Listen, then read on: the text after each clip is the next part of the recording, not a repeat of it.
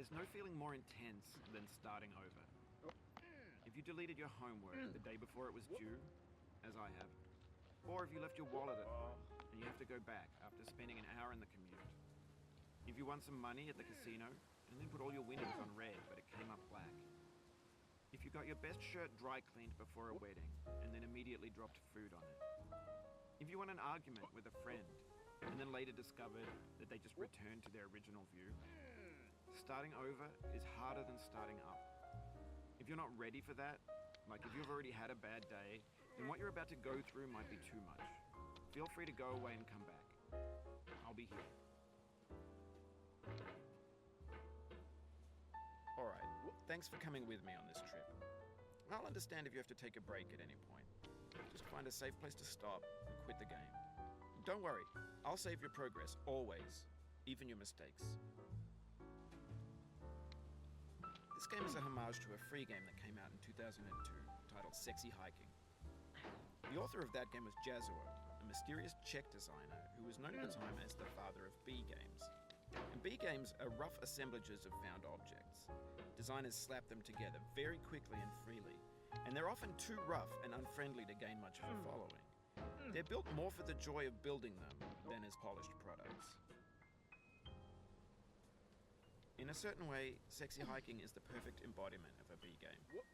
It's built almost entirely out of found and recycled parts, and it's one of the most unusual and unfriendly games of its time. In it, your task is simply to drag yourself up a mountain with a hammer. And that act of climbing, in the digital world or in real life, has certain essential properties that give the game its flavor. No amount of forward progress is guaranteed. Some cliffs are too sheer or too slippery, and the player is constantly, unremittingly in danger of falling and losing everything. Anyway, when you start Sexy Hiking, you're standing next to this dead tree that blocks the way to the entire rest of the game. It might take you an hour to get over that tree, and a lot of people never go past it.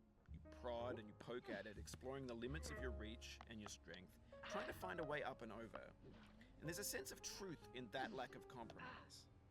Most obstacles in video game worlds are fake. You can be completely confident in your ability to get through them once you have the correct method or the correct equipment or just by spending enough time. And that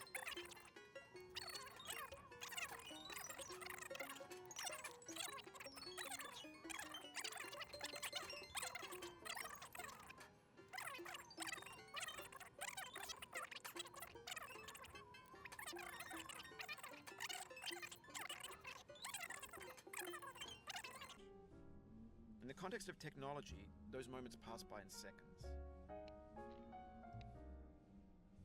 Over time, we've poured more and more refuse into this vast digital landfill that we call the internet. It now vastly outnumbers and outweighs the things that are fresh and untainted and unused. When everything around us is cultural trash, trash becomes the new medium, the lingua franca of the digital age. And you can build culture out of trash, but only trash culture. B games, B movies, B music, B philosophy. Maybe this is what digital culture is. A monstrous mountain of trash, the ash heap of creativity's fountain. A landfill with everything we ever thought of in it. Grand, infinite, and unsorted. There's 3D models of breakfast, Gen X's fanfic novels, scan magazines, green screen Shia LaBeouf, banned snuff scenes on Live League. Facebook's got lifelike bots with unbranded adverts and candid shots of Kanye and Taylor Swift mashups, car crash epic failed GIFs, Russian dashcam vids, discussions of McRibs, discarded, forgotten, unrecycled, muddled, rotten, untitled. Everything's fresh for about 6 seconds, until some newer thing beckons and we hit refresh. And there's years of persevering disappearing into the pile, out of style, out of sight. In this context, it's tempting to make friendly content that's gentle, that lets you churn through it but not earn it. Why make something demanding if it just gets piled up in the landfill, filed in with the bland things? When games were new, they wanted a lot from you. Daunting you, taunting you, resetting and delaying you. Players played stoically. Now everyone's turned off by that. They want to burn through it quickly, a quick fix for the fickle, some tricks for the clicks of the feckless. But that's not you, you're an acrobat. You could swallow a baseball bat. Now I know, most likely you're watching this on YouTube or Twitch, while some dude with 10 million views does it for you, like a baby bird being fed chewed up food. That's culture too. But on the off chance that you're playing this, what I'm saying is, trash is disposable, but maybe it doesn't have to be approachable. What's the feeling like? Are you stressed? I guess you don't hate it if you got this far, feeling frustrated. It's underrated.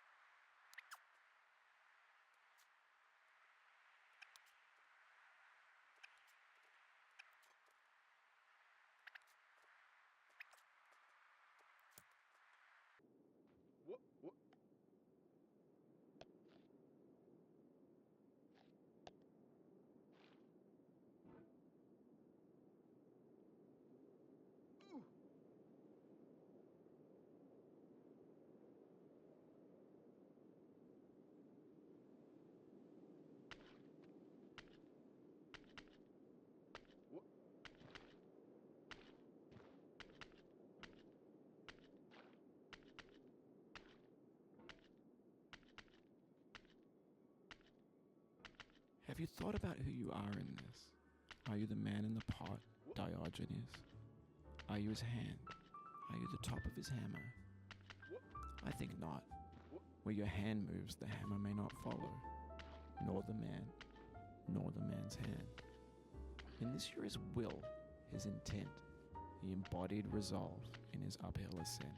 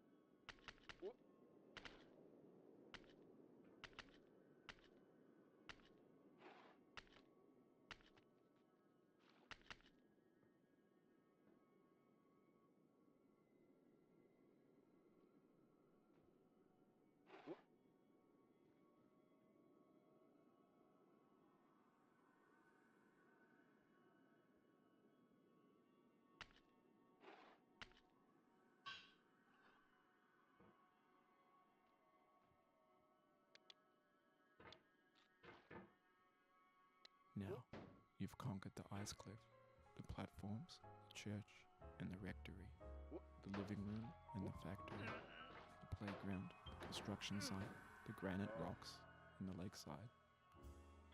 You've learned to hike. There's no way left to go but up, and in a moment I'll shut up. But let me say, I'm glad you came.